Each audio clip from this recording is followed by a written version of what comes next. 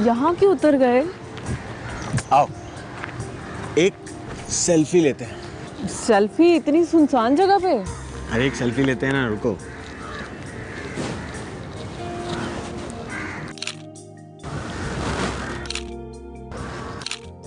दिखा के दिखाओ। अच्छी आई है। चले। ये खामोशियाँ तुमसे कुछ कहती नहीं है? खामोशियाँ कुछ कहती हैं? पागल हो गए हो? मैं बताता हूँ तुमसे क्या कहती हैं ये खामोशियाँ।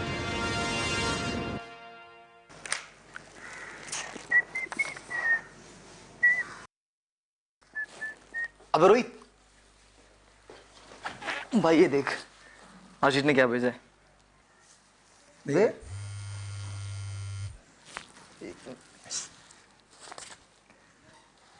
अभी देख ना, मुझे भी भेजा सेम फोटो, देख ना। भाई पागल तो नहीं हो गए?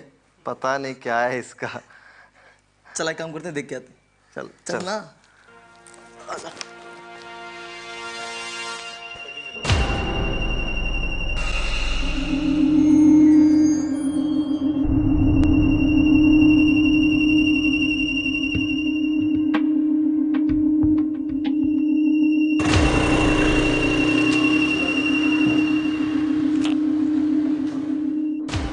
जवां दिल एक दूसरे के साथ थे, मोहब्बत में डूबे थे और अपने उन लम्हों की उन दोनों ने एक सेल्फी भी ली थी। लेकिन फिर न जाने क्या हुआ कि मोहब्बत की वो कहानी खूनी अंजाम तक जा पहुंची। बेहद ही हैरान कर देने वाली है यह दास्तान है देहरादून की।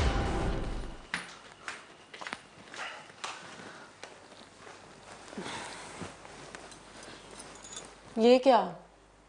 आप सो रहे हैं? यार आज ऑफिस में बहुत काम था और सीरियसली थक गया हूँ और सुबह उठ के मुझे चंडीगढ़ भी जाना है। अब ना आप मुझ पे बिल्कुल भी ध्यान नहीं देते हो, प्यार ही नहीं करते हो मुझसे ज़्यादा ना अपने काम से प्यार करने लगे हो। मतलब शादी के 11 साल बाद भी तुमको ऐसा लगता है कि मैं तुमसे प्यार नहीं करता? यार ये जो कुछ भी मैं कर रहा हूँ तुम्हारे लिए तो कर रहा हूँ, हाँ?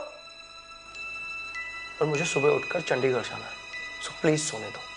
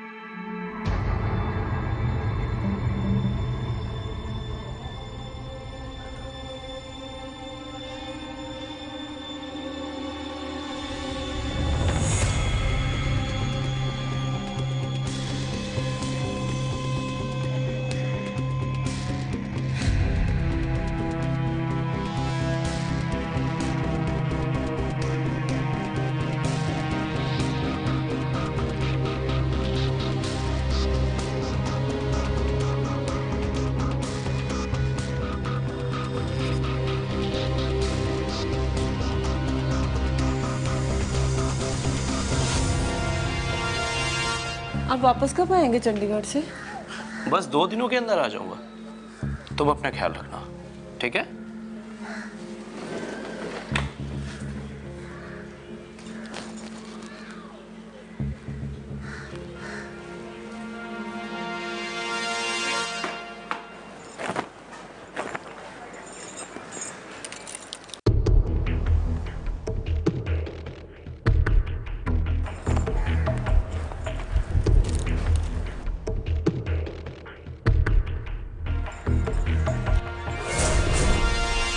क्या कर रहे हो?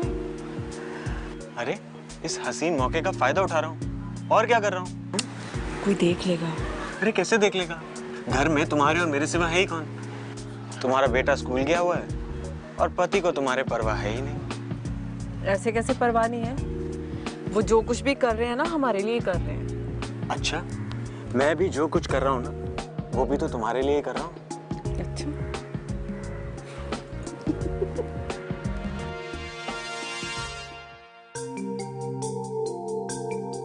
बंद दरवाजे के पीछे पनप रहा था एक रिश्ता, रिश्ता दो जवान दिलों का, जिसमें एक नौजवान लड़के की बेपनाह मोहब्बत थी, एक पत्नी का फरेब था और था अधूरी चाहतों को पूरा करने का जुनून।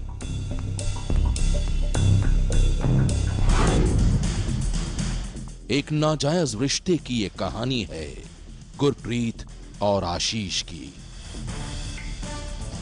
गुरप्रीत शादीशुदा थी, उसका एक 8 साल का बेटा था और आशीष एक नौजवान लड़का था।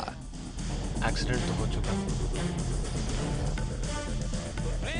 गुरप्रीत देहरादून के जिस घर में रहती थी वो आशीष का था।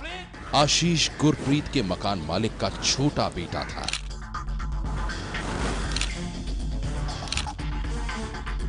गुरप्रीत का पति अक्सर काम के सिलसिले में घर से बाहर रहा करता था और पति की गैर मौजूदगी ने गुरप्रीत को आशीष के करीब ला दिया था।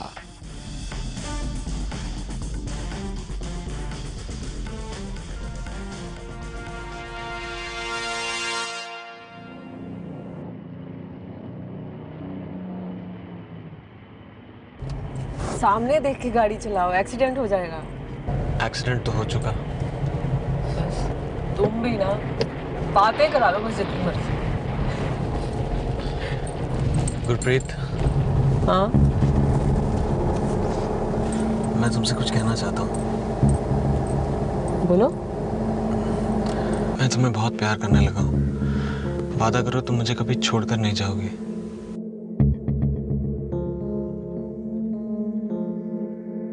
बोलो। कहाँ जाऊंगी तुम्हें छोड़ के? नहीं जाऊंगी बाबा। खुश? चली गई तो जान से मार दूंगा।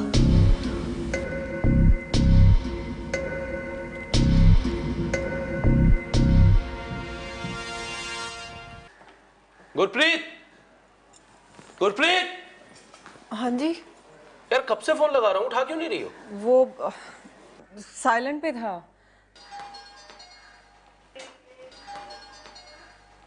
पर ये तो बज रहा है।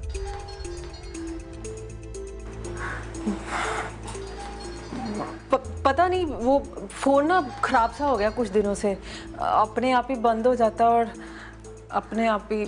आप कपड़े चेंज कर लो, मैं चाय शाय लेके आती हूँ।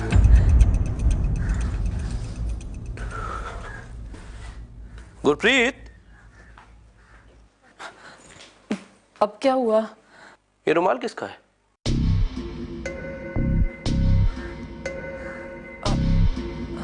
आपका ही तो है। पर मैं तो ऐसे रुमाल यूज ही नहीं करता। अच्छा दिखाओ जरा। हाँ, अरे ये तो भी ना गलती से ना किसी और का हमारे कपड़ों में ले आया होगा। अब चेंज करो ना कपड़े, चाय लेने जा रही हूँ।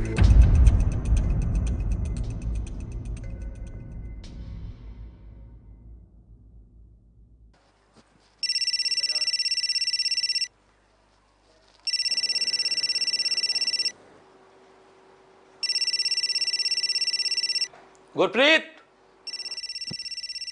फोन आ रहा है तुम्हारा। गुरप्रीत, फोन आ रहा है तुम्हारा।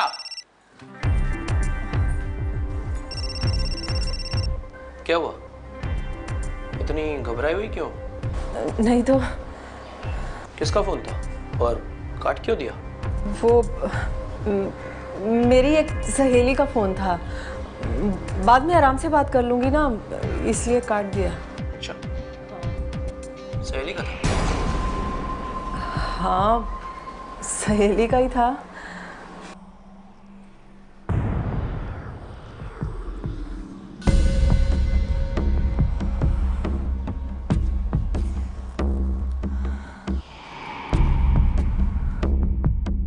ये कहानी है देहरादून की, गुरप्रीत और आशीष नाम के दो किरदारों की। गुरप्रीत शादीशुदा थी, लेकिन पति की बेरुखी ने उसे आशीष के करीब ला दिया था। उन दोनों के बीच नाजायज रिश्ता बन गया था। लेकिन एक रोज उस नाजायज रिश्ते में लिपटी नफरत की कहानी जब दुनिया के सामने आई तो लोग रह गए सन्न। पुलिस को गुरप्रीत की लाश देहरादून के एक सुनसान इलाके में मिली थी। कातिल ने गला रेत कर उसकी हत्या कर दी थी। पुलिस के सामने सबसे बड़ा सवाल यह था कि वो लाश किसकी थी। लाश की पहचान करने के लिए पुलिस ने सभी पुलिस स्टेशन को गुरप्रीत की तस्वीर भेजी। इसकी तस्वीर सब थानों में भेज दो। जी मैम। पता लगाओ ये है कौन। मिसेस सिंह, बुरा ना माने तो एक सवाल पूछना है। आपको और आपकी वाइफ का रिश्ता? बेटा बहुत प्यार करती थी वो मुझसे, एक पल भी नहीं रह पाती थी मेरे बिना। मिसेस सिंह, हमने सुना है आप ट्रैवल बहुत करते हैं। कहीं ऐसा तो नहीं कि वो आपकी कमी महसूस करने लग गई हो? मतलब क्या है आपका? मेरा कहने का मतलब है आपको अपनी वाइफ पे कभी शक हुआ? कैसी बातें कर रही हैं आप? मैं प्यार करता था अपनी बीवी से, भला मैं उस पर शक क्यों करूंगा? बुरा मत मानिए मिस्टर सिंह, मैं सिर्फ अपनी ड्यूटी कर रही हूँ। वैसे उस दिन आप कहाँ थे? ऑफिस में। ठीक है, फिलहाल हम चलते हैं। अगर आपको कुछ भी याद आए तो हमें बताइएगा।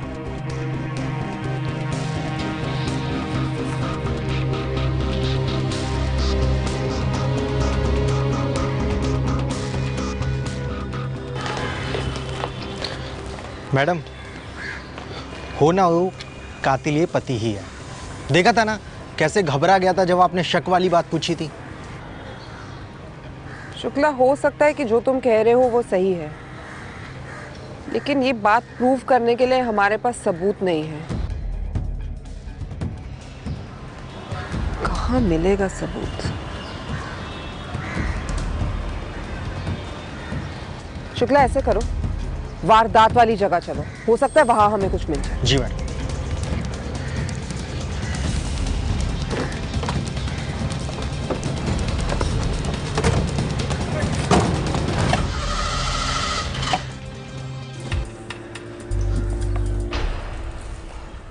मैडम, ये देखिए यहाँ क्या है।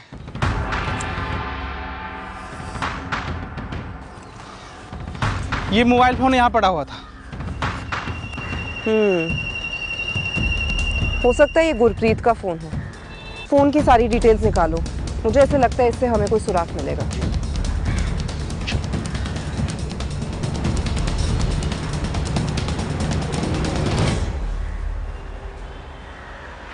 इंस्पेक्टर साहब, ये आशीष है, हमारे लैंडलॉर्ड का बेटा, पर ये अभी कुछ दिनों से कहीं बाहर गया हुआ है। मुझे पता नहीं कहाँ गया है। इस आशीष की आपकी वाइफ के साथ बातचीत थी? पता नहीं। मिस्टर सिंह, सच सच बताइए। हाँ, एक आध बार फोन आया होगा गुरप्रीत को। और ये बात तुम्हें पसंद नहीं आई, इसलिए तुमने अपनी बीवी का कत्ल कर दिया। कैसी बातें कर रही हैं आप? हाँ, एक आध बार उसका फोन गुरप्रीत को आया होगा, लेकिन इसका यह मतलब नहीं है कि मैं अपनी ही बीवी का कत्ल कर दूंगा। मतलब क्या है क्या नहीं, ये सबको बहुत जल्द पता चल जाएगा। शुक्ला, आशीष का फोन ट्रैक करो, पता लगाओ कि वो कहाँ है। Okay ma'am.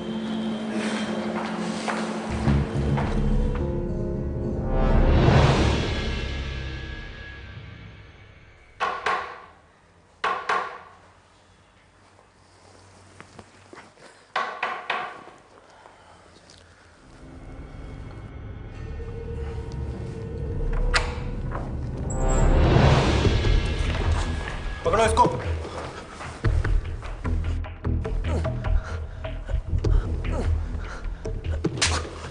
बहुत भाग लिया, अब बस। क्या किया मैंने? क्या किया मैंने? जो किया है वो थाने चल के पता चलेगा। ले चलो इसे। चल चल।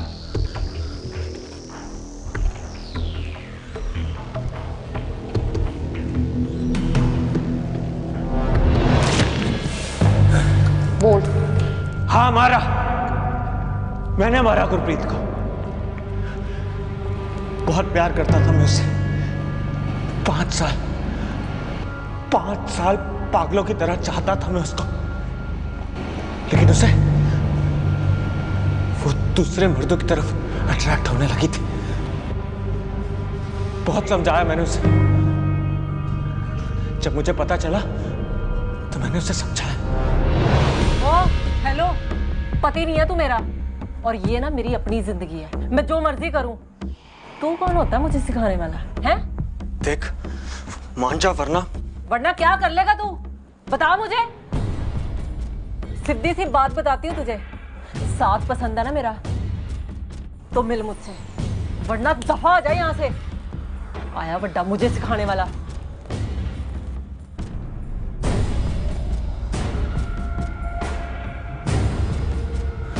मुझे लगा वो समझ जाएगी, लेकिन वो नहीं समझी। फिर क्या था? फिर मेरी सनक।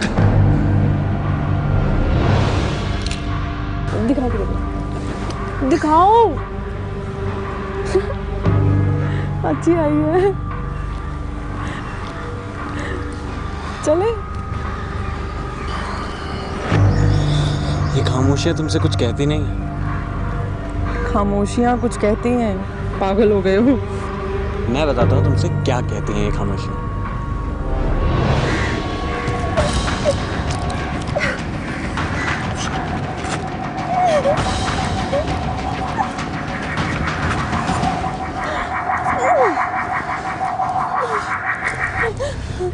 अगर तुम मेरी नहीं हो सकती तो किसी की नहीं हो सकती। मेरी चीज सिर्फ मेरी हो सकती, किसी और की नहीं। या तो सिर्फ मेरी या फिर किसी की भी नहीं। इसलिए मैंने सोचा मैं उस चीज को ही खत्म कर देता हूं। फिर तूने उसे मार दिया? नहीं इंस्पेक्टर साहब, मैंने कहा ना आपसे, बहुत प्यार करता था मैं उससे। इतनी आसानी से कैसे मार देता मैं उसे? बहुत मेहनत करनी पड़ी मुझे। कई क्राइम शोज देखे मैंने, जो आइडिया सबसे अच्छा लगा मैंने वही यूज कर दिया। फिर क्या था? फिर मैंने उसे मार दिया।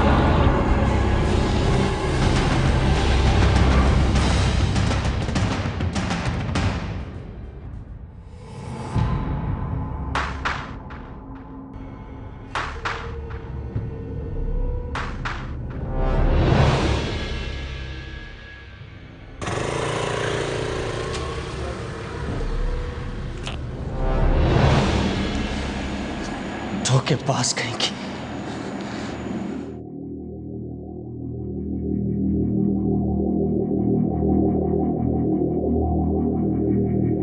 लेकिन इंस्पेक्टर, ये प्यार भी अजीब है, कभी खत्म नहीं होता। मैं आज भी उससे प्यार करता हूं, बहुत प्यार करता हूं। मर क्यों नहीं जाता मैं? मर क्यों नहीं जाता? उसके बिना जी नहीं सकता, नहीं जी सकता। वो मेरे लिए सब कुछ थी, सब कुछ थी वो मेरे लिए। मैंने सोचा था मैं उसकी याद के सहारे जी लूं, लेकिन ये ना हो पाया, ये ना हो पाया। और अब ये आलम है कि ना जी सकते हैं ना मर। मार दीजिए मुझे इंस्पेक्टर साहब, मार दीजिए। नहीं जी सकता मैं, नहीं जीना चाहता। मार दीजिए मुझे, मार दीजिए मुझे इंस्पेक्टर साहब, मार दीजिए। सनसनी में आज बस इतना ही। आप रहिएगा होशियार, सन्नाटे को चीरती सनसनी कल फिर देगी दस्तक आपकी दहलीज पर।